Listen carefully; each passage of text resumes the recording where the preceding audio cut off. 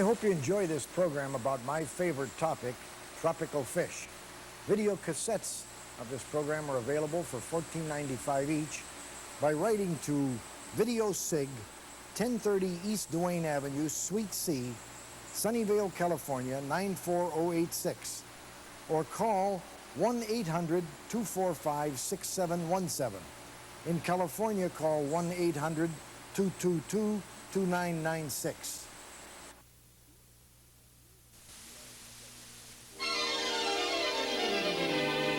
Look at the pretty blue ones. Hey, Mom, the fish are baby. Paul, what's this new fish? Well, look at the extensive development of the barbels, the whiskers there. It's obviously a pinnate cat of some kind. Mardell Laboratories and Aquarium Food are proud to present Help with the Home Aquarium from Paul Speece, the Aquatic Maestro.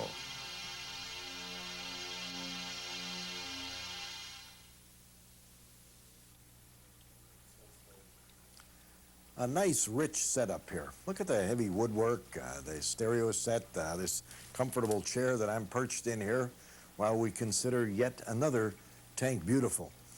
Now, this one is a little different. Your first impression might be that it has one fish in it. It doesn't. I'll get to that. But it does have a dominant fish. Now, we got a 35-gallon Hex here, one of the all-glass series. And 35 gallons sounds like a lot of water if you're keeping a 10-gallon aquarium. But we have an awful big fish here. And that big fish is the delight of Bob Chittister, the producer of this series. Now, when you're going to keep something like this, as Bob has found out, it means a couple of things. Oh, now see, here's what's happening. This guy's coming over to see me, and this is going to just back up all these claims that you big cichlid nuts have been telling me for years. My fish has personality, my fish knows me, all that stuff. Hello, Jumbo. Just a beautiful tiger red Oscar here, and big as my hand, you can see. But when you keep one like that, now you've got to face plastic plants, because he'd chew up anything else, big rocks, because he'd move around stuff like that all over the place, equipment to support this. There's a canister filter down here, Willinger's power filter on the back, as well as the air pump supporting the under gravel filter. So a lot of support. In fact, you might want to think of that as a good investment if you're going to start keeping these bigger fish, is to put the proper kind of equipment on the aquarium. It really makes the job a lot easier for you. Now, this guy is moving around, which makes the other guys a little nervous. And I'm looking down in this cave closest to me. There's the Pomelodella here that's maybe 5 inches long, as well as a clown loach about that size. I saw Plecostomus earlier over on the wood shape doing his number. There's a channel cat. Well, when these fish grow up, you better have some caves for these guys to get in if they get nervous. Keeping this fish is a challenge simply because of the size of it and the amount of waste material. That's probably the equivalent of 30 or 40 swordtails. See, so if you're going to keep them, equipment, because we have to take care of that water quality. Let's take a look at some cichlids. Well, what's on the menu today? Cichlids. And that name comes from the scientific family, Cichlidae, a collection of fish that are beautiful, mildly aggressive to terribly aggressive, big, small, a lot of variations on it. Cichlidae, the family, the group that contains all of these cichlids. This particular one is Cyclosoma severum. Cyclosoma is the genus, severum is the species. This particular fish, the severum. And why is it here? Because I like it. That's why it's here. Now, you know, we're talking about it going back 45 years here, and this, I'm sure, is one of the first cichlids that I ever kept. It's a South American fish, so they were more readily available. The African stuff that's so popular today hadn't even shown up. But look at the size of these guys, see? We're not talking about a little baby fish. We're talking about a half-grown severum here. And we're talking about a fish that is already 4 to 5 inches long Small compared to some cichlids. Some of the cichlids get up to 3 feet. Some of them are very small. In fact, we refer to a group of them as dwarf cichlids. So we have quite a variation in the size of these fish. The shape varies. These guys, as you can see as they move around, and I think we got a pair in here, and because you can detect their activity with each other, you can see the shape of this fish to be what is called laterally compressed, that it is shaped like my hand, for instance, thin, like a sunfish, high, like the common angelfish. And there was another one of the early cichlids. Oh, the Jack Dempsey, firemouth, for instance, with this beautiful red throat, the portalagrensis. There were a lot of cichlids that came in those early days, but almost invariably from South America. Finnage varies with these fins, as well as the actual shape of the fish. Because if we see fish that are shaped like this, we see the conventional shape fish, if you will. And then we see the torpedoes. And like our northerns and muskies, when you're shaped like a torpedo, that's because you're a real predator. So fish like that are problems in the aquarium. These fish are piscivorous, carnivorous. That is, they eat fish. And so they're going to be a problem in the aquarium if you mix them wrong. Got to think about these kind of things, because we're talking about a group of fish that vary from mildly aggressive to, terribly aggressive. There are some classic examples of these guys, different types of cichlids that are real problems in the aquarium. So if you remember that there's a behavioral problem here combined with large size, keep in mind what I've told you, that fish eat fish, then that becomes a real concern when you're keeping the cichlid. It's a beautiful fish, especially when they get into breeding, and breeding contributes to problems. But we're going to talk about all parts of this game. There's an International Cichlid Association. Why? Simply because there are so many people that like the cichlids that they just form this group and they get together regularly. They have an annual meeting someplace in the country here. Big one coming up next year, going to be down in Florida. What do they call themselves? Well, I don't know what they call themselves, but I saw something one time where they were referred to as cichlidiots. The cichlid idiots. I can say that. I'm one of them. I love these guys. It's a great fish. It's great from a number of perspectives. Certainly the color is always there. There's a variation in the finnage, depending on the fish. It gives us a chance to tell these fish apart.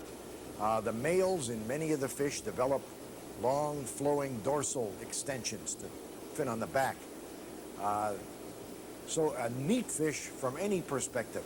The markings on them vary considerably, and in many of them, the markings find their way into the scientific names of them because of spots or stripes or bands or whatever. I mentioned the Jack Dempsey as being one of the early ones on the scene. Well, it got that name because of its aggressive nature. It got another name sometime along in the path of time there, maybe 20 years ago, Negro fasciatum, black stripes, it says. Cyclosoma is the genus, just like the Sebromere. But today it's Cyclosoma octafasciatum, 8 stripes. Somebody decided that was the proper name. The names change. But stripes, markings, finnage, coloration, because indeed the coloration is manifested by these guys, especially during breeding. But they have control of it, like all the fish do. So you see a fish in your aquarium today, you might have to look for it tomorrow. He's going to look a little different depending on his mood. A really great fish. Looking further along the outside, we see the eyes, which are large because this is a hunting fish, uses the eyes a lot.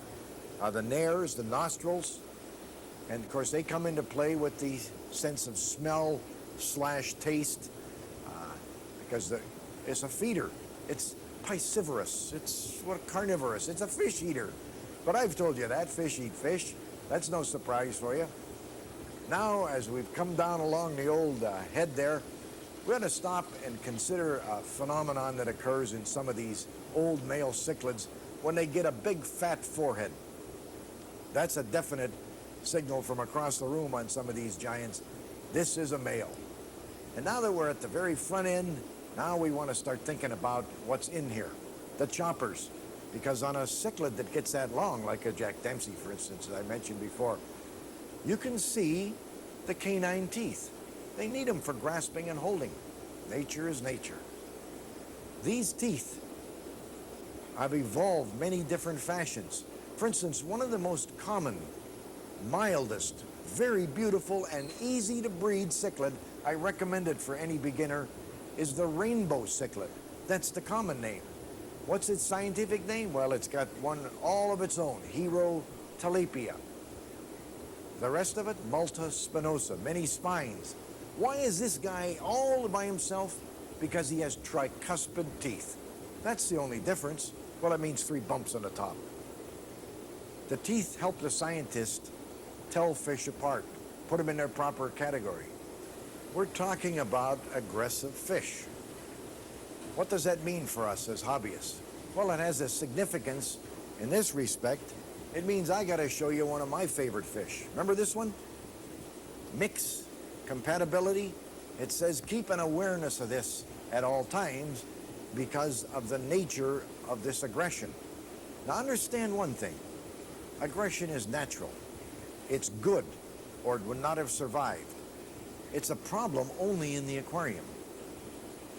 We're talking about a fish that in nature may decide at maturity that he owns this circle. How big is it? I don't know, 10 feet in diameter, let's say.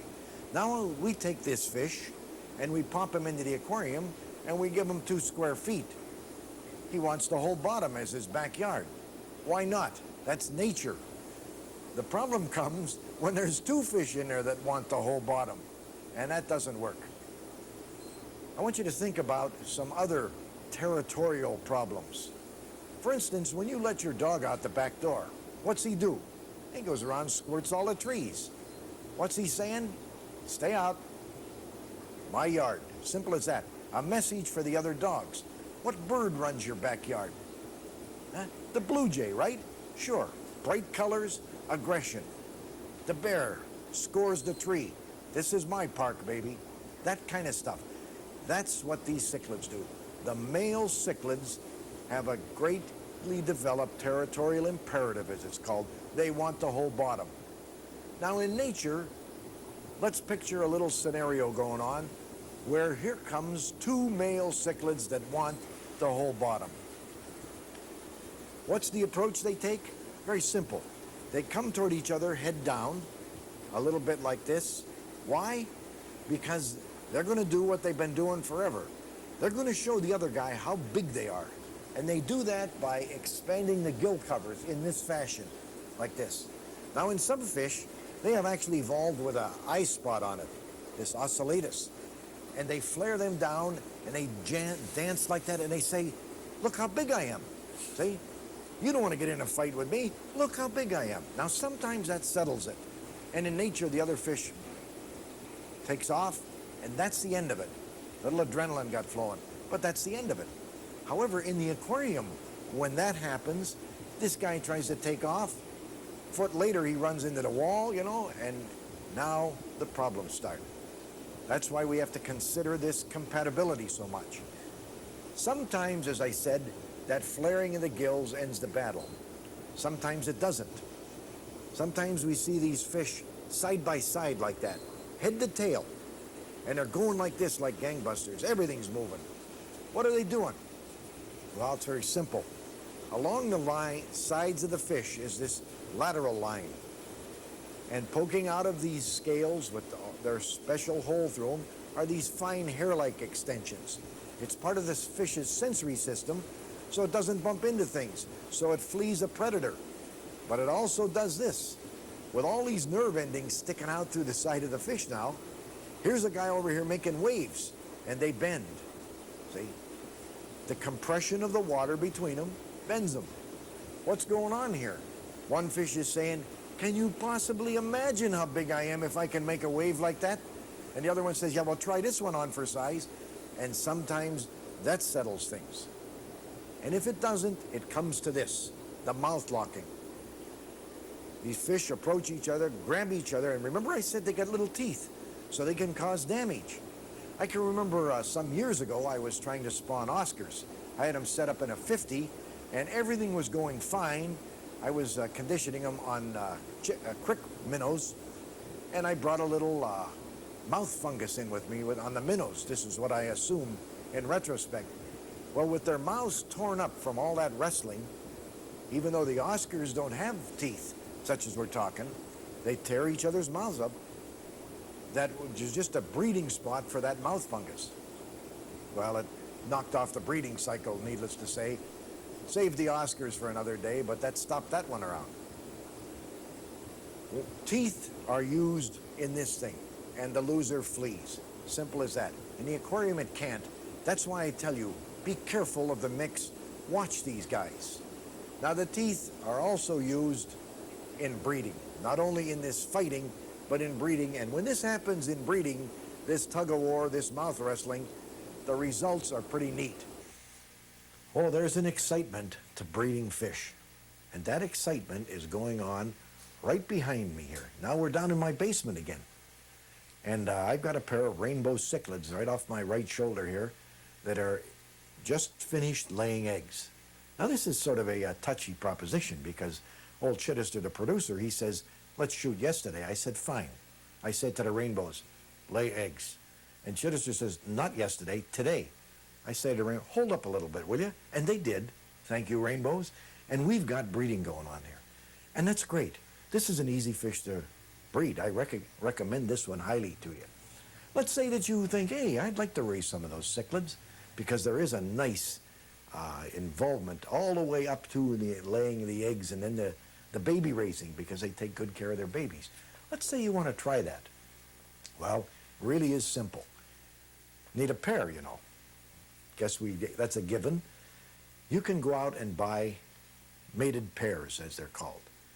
Now, unfortunately, if somebody's going to give up mature specimens, they're going to want a few bucks for it, and there's no guarantee that they will breed for you simply because they bred for the other guy. So there's a risk involved, and it's more expensive. The typical approach to this is to go get 5 or 6 juveniles and let them grow up together. When they do that, they'll pair off when the time comes. Heck, you won't have any problem at all. You get a pair out of that. You may get 2 pair. And that brings us to a problem that occurs in the typical home aquarium when we have this happen. Fish grow up and pair off, these cichlids. Because then they want to take over the whole world. And as we can see, this pair is desperately trying to keep away the other fish that would like to get at those eggs. That's caviar, you know. They're worried more about the other cichlids in there. There are some more rainbows. There's also a pair of Aquidens mariae. Now this is the Acara type, the blue Acara, the brown Acara. You may know those names, or the port cichlid, the Port lagrensis. These are fish that have been around for a long time. Again, nice fish to breed. I've bred 4 or 5 of those. The Curviceps is another one that's common. And they breed just like these guys do. Well, how is that? Well, you can see they're guarding the eggs on top of the rock. They're not going to roll off because they're adhesive. They're going to stick on there till the babies pop out of the shells. And that's a typical substrate fashion, if you will. Clean out a hole in the bottom or lay them on a rock on the bottom, that kind of thing. Having seen that in these other 4 Acara types that I mentioned, when I put these Mariae in and they grew up, they started to spawn. Excitement time. I know how they spawn. They lay eggs on the bottom. Not these guys. They are mouth brooders. And it caught me a little bit by surprise because I just wasn't aware of that. But that's what's neat about this. You know, you have all of a sudden you go from 2 fish to 500. That's not all bad. And that's what happens next when these eggs hatch. These fish will start digging a depression in the gravel, prepare a pocket, and these baby fish will be moved down into that pocket. And for a day or 2, as they start to absorb the yolk sac, which is part of their feeding mechanism during that few hours and days of infancy, as they start to absorb that, they become more and more free swimming. But for a day or 2, they're all bouncing and bobbing around in that cavity. And at that point, it's easy for the parents to protect them. But once they start to spread out, then it becomes a problem. And in an aquarium like this, full of these type of fish, as well as the catfish that are in here, predation starts occurring. So how do you avoid that? What would you do if you wanted to save these eggs? Well, since they're so conveniently stuck on this rock, take the rock out and hatch them in another aquarium. But by all means, be ready to feed them, because when that belly's gone, you've got to do that. Otherwise, they'll starve to death. Raising cichlids, a lot of fun. Try it. When we were producing a similar series here some 10 years ago, I was looking around for a source for African cichlids. Completely different collection of fish, and at that point in time, they were just starting to blossom, you know. And I stumbled across a gentleman named Jim White.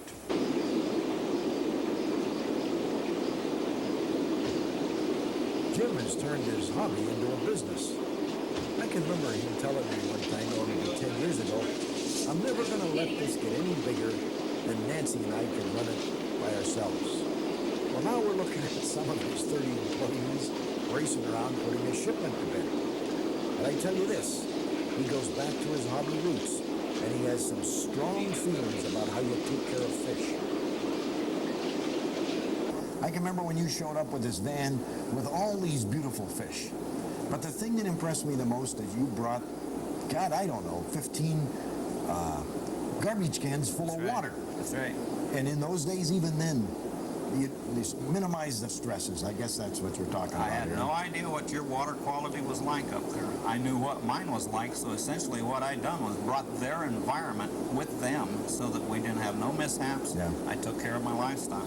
And that's when you move a fish, you take their environment with them. You got to understand what's happening, and it's very simple. How a simple thing like a stress from adjusting to a chemical imbalance or even temperature, you know, a lot of things weaken the fish.